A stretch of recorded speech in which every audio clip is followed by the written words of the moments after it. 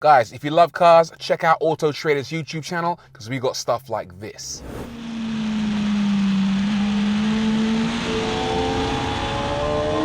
BMW make fantastic M cars, but did you know they also make M bikes?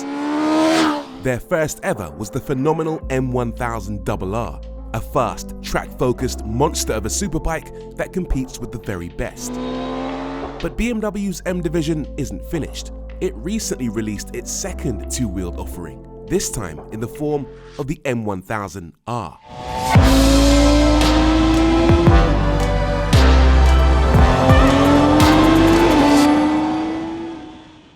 So, what on earth are we dealing with here? Well, the M1000R is what you might call a super naked. No, get your mind out the gutter. It's basically like a superbike, but with a bit less fairing, a bit less bodywork around its face. Whereas the M1000RR was a sleek and stealthy superbike, the M1000R is a bit more chilled out. It has a totally different shape and riding position. In fact, looking at it, you might think it's a bit more laid back. Apart from one thing, the engine.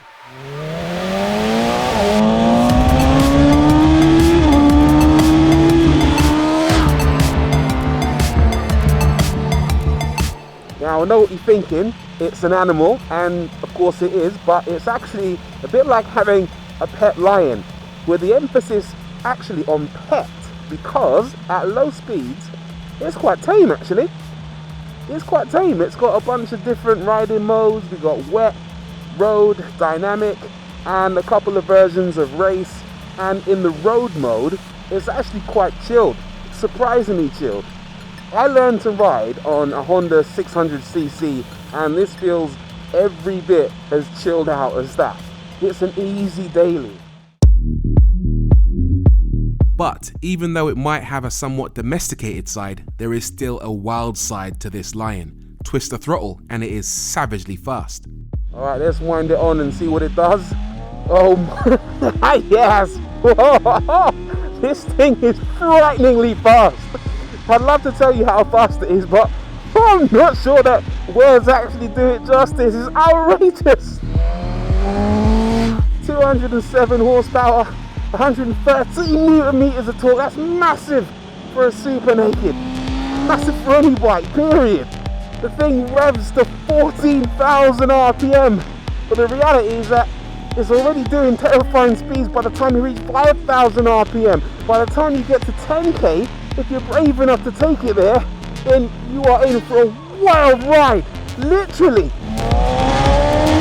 Every time I twist the throttle, I feel like I'm gonna fly off the back of the thing. Wow. To put the M1000R's power into context, the bike weighs 199 kilograms. So with its 207 horsepower, it has a power to weight ratio of better than 1:1. There is no production car on the planet that can match that. All right, let's talk about performance figures now. 0 to 62 takes 3.1 seconds, quarter mile 10.2, and flat out it will do 190 miles an hour. It would accelerate faster, but of course it's limited by traction. The thing's got only one back wheel, so if you dump all the power in one go, it just wants to wheelie.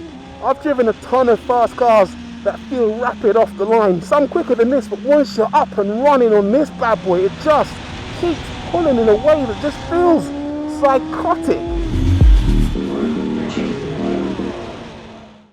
So, what is it that makes the M1000R such a pussycat when you do this, but such a frothing lunatic when you do this?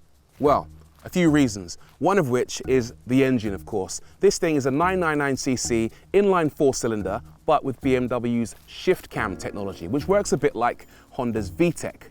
In other words, when you're operating at low revs, the lobes on the camshaft open the cylinder by a small amount, allowing a small amount of air into that cylinder for better torque and fuel economy. But at high revs, it shifts to a different set of lobes which open the cylinders even more for a bigger bang and more power. And it works very, very well. The other thing they've done is they've changed the rear sprockets. They've gone up from 45 to 46 teeth and changed the gear ratios in 4th, 5th and 6th gear. different gear ratios allow for much better acceleration.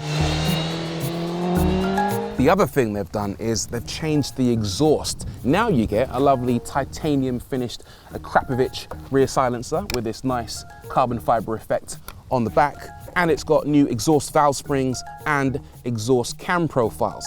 We're getting very geeky today, I know, but I want to hear how it sounds. So the bike has keyless start. You don't need to put the key in it. You just have to stand near it with the key in your jacket pocket, stand it up, press the power button, hit start, and off it goes. I'll give you a little rev for you.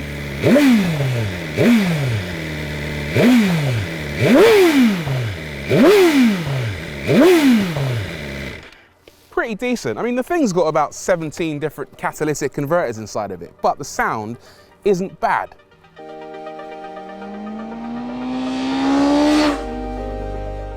I also think it's a really good looking bike. Everywhere you look, there's something interesting to see. For example, down here, there's a blue spring that matches the blue on the BMW M livery absolutely perfectly.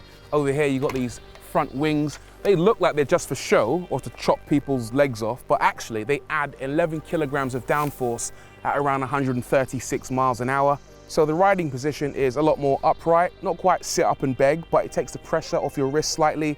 And this bike has an absolute ton of features. So there's heated grips, for example, a must in the UK. And then on the left-hand side, you've got cruise control, believe it or not, and also a menu button for cycling through the various settings in this lovely digital dashboard. And that goes a long way to customizing your experience when you're riding it on the road. So it includes things like navigation, media playback, and also all your regular riding data that you might want to take a look at. The other thing the bike has is these folding levers up here for the clutch and brake pedal. And I think the idea behind that is if you were to drop the bike, you can see that each of these tips has a slight dint in them, and that means that those would actually break off. They're sacrificial tips, but to avoid that happening, you fold them up out the way and the levers will be completely safe. I just think it's a fantastic bike to look at. Really good. What's it like to ride? Now, as I alluded to before, it seems to be a bit of a bike of two halves really. Terrifying and terrific, depending on what you want. First time you get on the bike, you actually might feel convinced that it's a bit overrated or that there's something wrong with it because it's pretty chilled out. And I actually really respect that because normally superbikes tend to be mainly fun when you're riding like a nutcase. This is actually fun at lower speeds. The riding position is fairly relaxed. There's a lot less strain on my wrists than BMW superbikes. The seat isn't too bad in terms of comfort. The pegs are a little bit far back if you're looking for ultimate comfort, and the dampers do have a pretty firm ride, and of course the engine does vibrate a fair bit, I'll say that, which means that your mirrors, which are pushed out quite far to the edges of the handlebar, do shake quite a lot to the point where you can't actually see anything in them. But it is a usable bike. The steering is very light and the bike itself feels quite agile at low speeds. It's quite easy to control, even if you're not that experienced. Naturally, the M1000R comes packed with all the safety aids you could wish for. ABS ensures you can slam on the brakes with confidence, even when cornering. There's a dynamic traction control system that helps you stay safe or reduce the level of assistance on track. And there's even a brake slide assist feature that lets you maintain brake slides at a set angle. And all of those safety aids come in pretty handy when you decide to get a bit brave and just wind the throttle on. Jesus! Now, I know I've got the safety systems helping me out, but it is quite scary. Put the power down out of a corner when you can really feel the front wheel get light. Those front wings are doing nothing, trust me. It's like they're just there to look good. I might not be doing a wheelie, but it feels like it, wow. Now this gearbox, definitely one of my favorite bits about the bike. The quick shifter is just magic. You don't need the clutch at all. You just kick the lever with your left foot and it just fires up and down the box. Yeah, this is one of the best that I've used actually. And the brakes, epic. Yeah, for all my car people out there, these things don't stop quite as well as a car, by which I mean a lot more can go wrong when you're braking hard, but they are strong and you can really feel the ABS doing its job.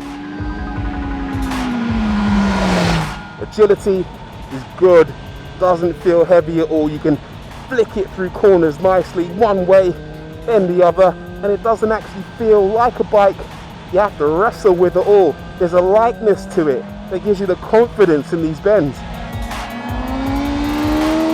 But the overall experience is dominated by that power when you want it to be, of course. It's phenomenally fast. Oh man, this is a tremendous bike.